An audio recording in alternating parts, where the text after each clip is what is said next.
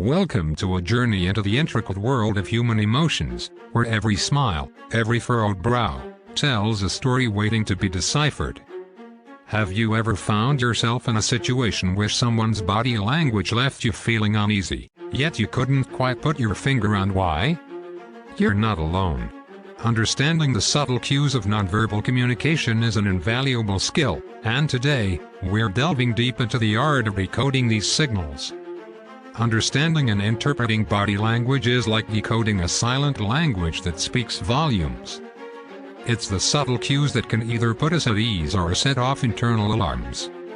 Imagine being able to decipher someone's emotions and intentions simply by observing their facial expressions, gestures, and posture. Picture this: you're in a conversation with someone, and although their words may be saying one thing, their body language tells a completely different story. You notice the slight twitch of their lips, the furrow of their brows, or the way they shift their weight from side to side. These seemingly small movements can reveal a wealth of information about their true feelings and thoughts. Body language is not just about what someone is doing. It's about understanding why they are doing it. It's about delving beneath the surface to uncover the hidden messages that lie within each gesture and expression. And while it may seem daunting at first, learning to read body language can be incredibly rewarding.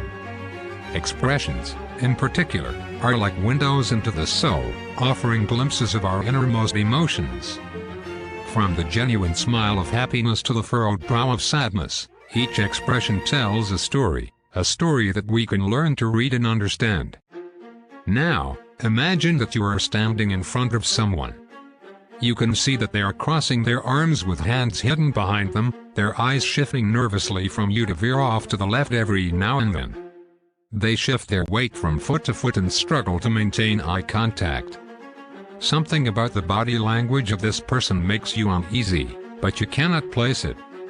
They are keeping their distance from you, and every time you approach closer, you notice that they are likely to move away. Body language is good at giving us feelings that tell us to be on edge, offended, or relaxed, but if you do not know what you are reading, you are going to struggle to understand why you are feeling that way. It can be difficult to know what someone intends if you cannot put meaning to what they are doing. You can have a general idea of how you want to respond, but it can be incredibly beneficial to be able to read the language of someone else.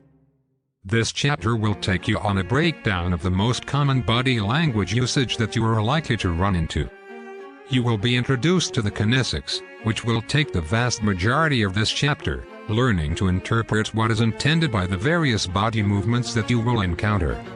You will learn what the most common expressions are and how people hold themselves. You will learn how to read oculesics in order to understand what the eye contact of other people means. You will see what is meant in proxemics, vocalics, and haptics, as well. By the time you have finished this chapter, you should have a solid foundation in reading common body language and behaviors.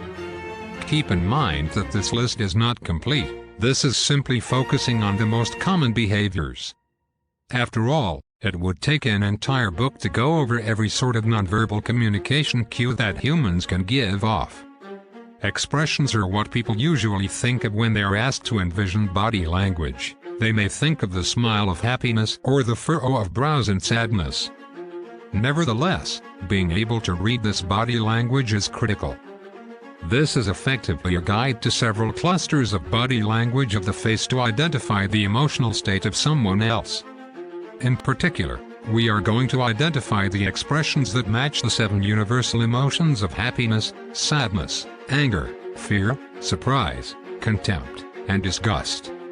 Keep in mind that each of these emotions will have their own purposes of existing, and each feeling will be noticeable based upon the expressions on the face.